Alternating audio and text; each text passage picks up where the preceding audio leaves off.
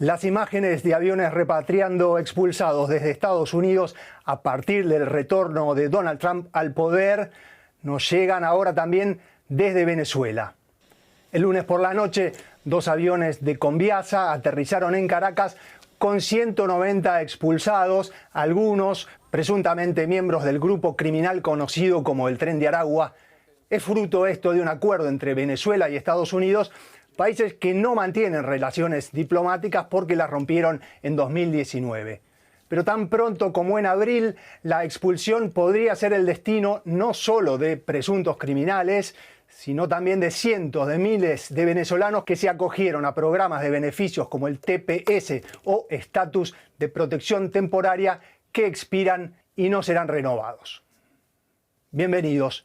Vamos a hablar de esta preocupación y de este tema con José Díaz Briceño, que nos acompaña como siempre desde Washington, y con Ana Gabriela Urizar, abogada especializada en inmigración, que está también en Estados Unidos, en Nueva York. Les agradecemos a ambos por estar tan temprano, una jornada de mucho frío en Estados Unidos y también de nieve en Nueva York. Ana Gabriela, empezamos con vos. ¿De qué se trata este beneficio, el TPS o Estatus Temporario de Protección? ¿Es un asilo limitado en el tiempo? ¿Es más que eso? Claro, el Departamento de Seguridad Nacional puede designar temporalmente a un país para que sus ciudadanos, basados en tal vez una catástrofe o una inestabilidad política, no puedan regresar a su país. Se designa a este país como país de TPS y a los ciudadanos de este país se les ofrecen ciertos beneficios. No es un asilo ni tampoco pone a las personas a un camino para una residencia permanente o una ciudadanía. Lo que hace es que pone a las personas en un estado de protección, se les protege de la deportación, se les también da un permiso de trabajo que pueden seguir renovando y tal vez un permiso para poder viajar, pero es una situación de limbo, pone a las personas en un limbo, no se les da camino hacia una residencia permanente, solo se les protege de la deportación. Y José, esta no es la primera medida de Donald Trump como presidente que tiene efecto sobre los venezolanos. ¿En qué contexto ocurre esto en Estados Unidos? Sí, todo esto ocurre en un contexto en el que el tema migratorio es la principal prioridad de gobierno del presidente Donald Trump. Desde el primer día de su mandato ejecutó distintas órdenes ejecutivas que tienen impacto en la población inmigrante y particularmente la venezolana. Una de las primeras medidas que se añade a esta eliminación del TPS, el programa de estatus temporal, de protección temporal aquí en Estados Unidos, fue también el cerrar las puertas a el parol humanitario, que era la vía a través de la cual muchas personas de origen venezolano obtenían una cita en la frontera con México y así ingresaban con ese estatus humanitario de manera legal a Estados Unidos. Esa avenida también ha sido ya cerrada. Esto obviamente afecta no solo a los venezolanos, sino a todas las otras nacionalidades que también se acogían a este programa, incluyendo nicaragüenses, cubanos y haitianos. Y esto pues nos habla de cómo se empiezan a cerrar pues prácticamente todas las vías para que aquellas personas que están en una situación de desesperación en sus países no puedan ingresar a Estados Unidos. Las puertas al asilo también han sido prácticamente cerradas luego de que se cerrara el programa citas electrónicas en la frontera. Es decir, esto acumulado con la eliminación, bueno, la no extensión del programa de protección temporal afectan las vías por las que los venezolanos se pueden quedar aquí en Estados Unidos. Y vamos ahora con Ana Gabriela. La protección a venezolanos no comenzó con el TPS, sino con Donald Trump, con el programa de salida forzosa diferida o DED, continuó con Biden, se prolongó. ¿Por qué se interrumpe ahora? ¿Cuáles son las razones que dan las autoridades?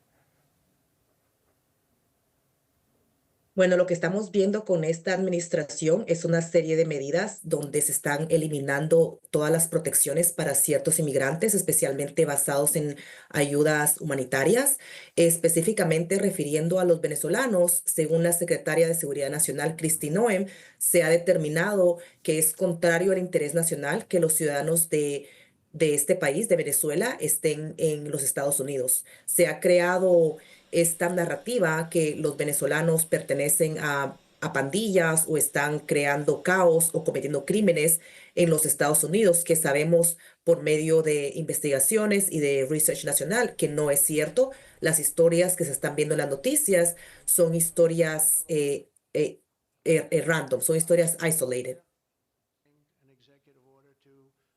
Porque además hay cientos de miles de inmigrantes de origen venezolano en Estados Unidos y obviamente además la justificación del final de estas medidas no es solamente la cuestión criminal, si no me equivoco, sino una cierta mejora en la situación en Venezuela. Por lo menos eso es lo que esgrimen las autoridades.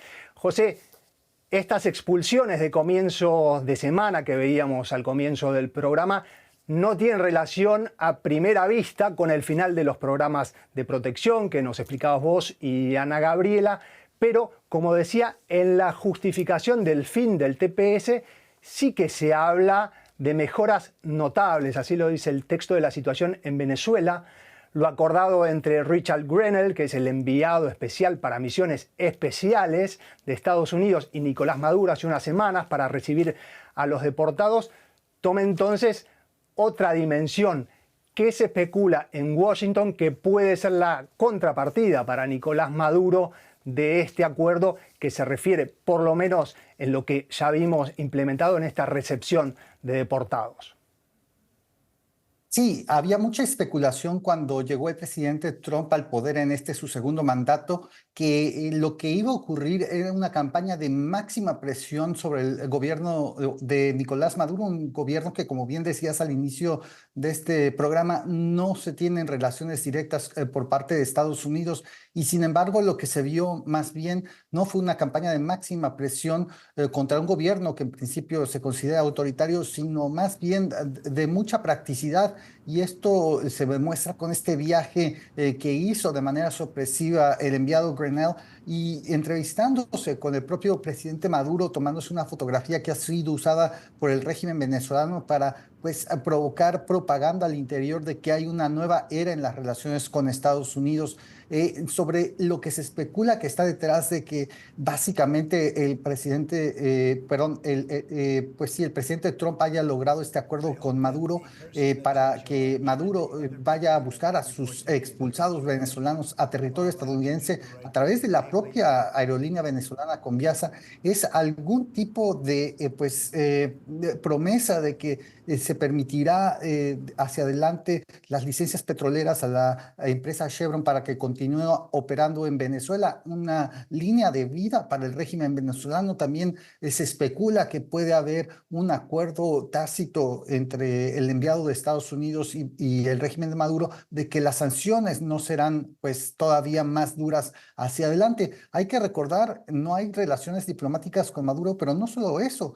Hay una línea abierta de captura en las Cortes de Nueva York contra Nicolás Maduro, quien es considerado por la Fiscalía Federal en Manhattan como un narcotraficante. Y esto es interesante, el hecho mismo de que se haya reunido el enviado Grenell con el señor Maduro. Claro, cómo se compatibilizan esas dos realidades, el pedido de captura y la reunión para acordar. Hace poquitos días ya se renovó una licencia petrolera de Chevron en Venezuela. Perfora también aparentemente en territorio venezolano. Una buena parte de la comunidad venezolana, José, apoyó a Trump con el voto o en campaña, los que no votaban. Y ahora vemos por un lado esta pérdida de beneficios migratorios y por otro lado, como lo mencionabas recién, pasos hacia lo que puede ser una relativa normalización. De hecho, Maduro habla de supuestos pasos hacia el restablecimiento de las relaciones. ¿Cómo se toma la comunidad de venezolanos en Estados Unidos esta situación? Una fuerte decepción entre buena parte de la comunidad venezolana que apoyó a Trump, creían justamente que pondría por delante los intereses de democracia más allá de la situación migratoria de muchos. Y sin embargo, hay que decir, los venezolanos desde el inicio en esta campaña electoral que terminó en noviembre apoyaron decididamente a Donald Trump en distintas áreas del país, tan solo en la ciudad de Doral, afuera de Miami. 60% de las personas le dieron el triunfo a Donald Trump y esa es una comunidad de alta presencia venezolana y esto contrasta con 2016 cuando Trump había perdido esa ciudad del sur de la Florida. Esto muestra justamente las esperanzas que había en las promesas de Donald Trump, pues en principio de ser más duro ante el régimen de Maduro, recordando lo que había pasado en 2019, cuando durante su primera presidencia se habían roto las relaciones y también se había terminado las licencias petroleras para permitir que empresas estadounidenses perforaran pues petróleo allá en Venezuela. Y sin embargo, es recurrente escuchar anécdotas de distintas personas aquí no solo en Washington, en Nueva York, en Miami, de sentirse decepcionados ante el fin de las protecciones migratorias y una relativamente cálida bienvenida al régimen de Maduro. Y Ana Gabriela, vamos a la cuestión concreta del final, de la expiración de estos programas de protección temporaria. Abril y septiembre son 2 plazos de expiración porque también hay 2 designaciones de Venezuela para el TPS. ¿Se sabe cuántas personas serán afectadas o cuántas personas podrían ser afectadas entre abril y septiembre? Bueno, se estima que por lo menos 600.000 a 800.000 personas que podrían haberse sido beneficiadas con las 2 designaciones van a perder sus beneficios y se van a ver desprotegidos a la deportación cuando el TPS expire. ¿Y esto significa que estas personas afectadas deben salir del país o serán expulsados de inmediato? ¿Hay algún recurso legal para evitarlo individualmente o de manera colectiva, Ana Gabriela? Cuando el TPS se expira, estas personas ya no tienen protección a la deportación y los permisos de trabajo que tenían basados en el TPS también se expirarán. Se les está diciendo que tienen que buscar otras avenidas para ajustar su estatus, pero las opciones son demasiado limitadas. Una de las opciones que pueden tener es aplicar al asilo político, pero el asilo político hay que aplicarlo al con un periodo de tiempo de 1 año al haber entrado en los Estados Unidos. Y como sabemos, las cortes ahorita no tienen la capacidad de llevar más casos de asilos políticos. Están dando fechas con 5, 6, 7, 8 años de espera para poder ver a un juez de inmigración. O también otra opción sería casarse con un ciudadano americano, pero como sabemos, también es una opción muy limitada. Al no poder ajustar su estatus o encontrar otra vía legal migratoria cuando el TPS se expire, estas personas estarán a riesgo de ser deportadas y si no son deportadas, están acumulando presencia ilegal en los Estados Unidos que les va a poder evitar en el futuro tomar otra visa. Y Ana Gabriela, la última pregunta para vos, la preocupación que suponemos tienen y que también reflejan en los medios entre los posibles afectados, vos como abogada especialista en inmigración, ¿se tradujo esta preocupación en consultas concretas a profesionales o entre las comunidades de afectados? Absolutamente. Las organizaciones sin fines de lucro no se dan abasto, ya no están tomando casos. Hasta los abogados privados también no pueden tomar casos porque las personas están recurriendo a abogados de inmigración, están entrando en pánico. Las ciudades no tienen el budget para proveer ayuda migratoria. La demanda es demasiado alta. Y la pregunta similar a José Díaz Briceño en Washington: ¿hay acciones ante organismos privados o públicos o ante la justicia? Hasta donde yo sé, no figuran estas medidas entre las que han sido desafiadas o frenadas por tribunales en los Estados Unidos. Sí, hay distintas organizaciones no gubernamentales que han dicho en los medios que están analizando la presentación de recursos en las cortes en contra del final que impone la administración Trump para no extender el TPS más hacia adelante, el programa de protección temporal.